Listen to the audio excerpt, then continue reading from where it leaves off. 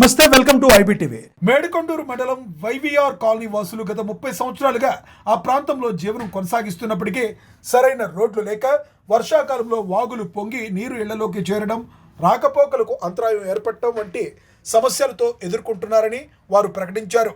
వారు వెంటనే ప్రభుత్వం స్పందించి కాలనీ వాసులను గుర్తించి ఇళ్ల పట్టాలు ఇవ్వాలని, సీసీ రోడ్లు ఏర్పాటు చేయాలని, వాగుపై వంతెన నిర్మాణం చేయాలని ఎన్బీఆర్సీ ఎన్జీఓ మాధ్యమంగా జిల్లా కలెక్టర్కు వినతి పత్రాన్ని సమర్పించారు.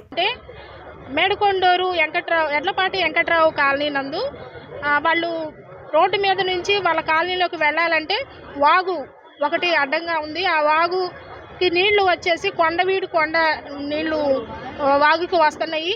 ఎక్కువగా 3-4 రోజులు ఎడతెరపు లేకుండా వర్షాలు పడినా కానీ, తుఫాన్లు వచ్చినా కానీ, మరి ఎలాంటి వరదలు వచ్చినా కానీ ఆ నీళ్ళన్నీ వీళ్ళ ఇళ్లలోకి పోవడము, మురికి నీళ్లు రావడము, ఇంట్లో ఉన్న సామాన్లన్నీ కొట్టుకుపోవడము, వీళ్ళు నడవడానికి కూడా చాలా ఇబ్బందులు పడుతున్నారు. నడుము పైకి నీళ్లు రావటము, ఒక్కొక్కసారి చిన్నపిల్లలు కూడా కొట్టుకుపోవటము, పెద్దవాళ్ళు కూడా అందులో పడటము, ఈత వచ్చిన వాళ్ళు తీయడం అలా జరుగుతుంది.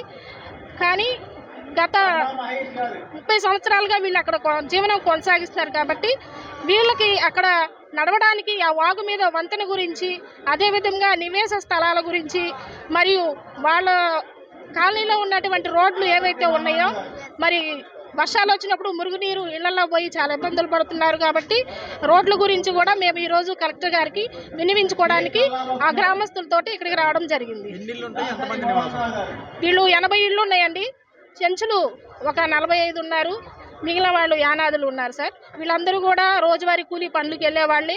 ఆ వర్షాలు పడినప్పుడు కూడా వీళ్ళు ఆ వాగు దాటి రావడానికి, గర్భిణీ స్త్రీలను కూడా తీసుకెళ్ళడానికి ఎటువంటి వెహికల్ కూడా అటువైపు రాదు. 101 వెహికల్ కూడా ఇటు నుంచి అటు వెళ్ళడానికి లేదు. వీళ్ళు తినడానికి కూడా చాలా ఇబ్బంది పడుతూ, నడుములలోతు నీళ్లు ఖచ్చితంగా మనిషిలోతు వస్తాయండి.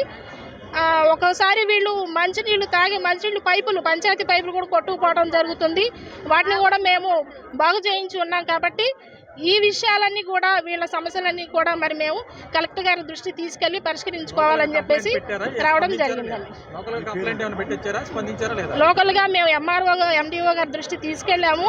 కానీ అది ఎక్కువ ఖర్చుతో కూడి ఉందని చెప్పేసి వాళ్ళు మాట్లాడడం జరిగింది. కాబట్టి మేము ఈరోజు కలెక్టర్ గారి దృష్టి ఈ విషయాలు తీసుకురావడం జరిగింది. Thank you.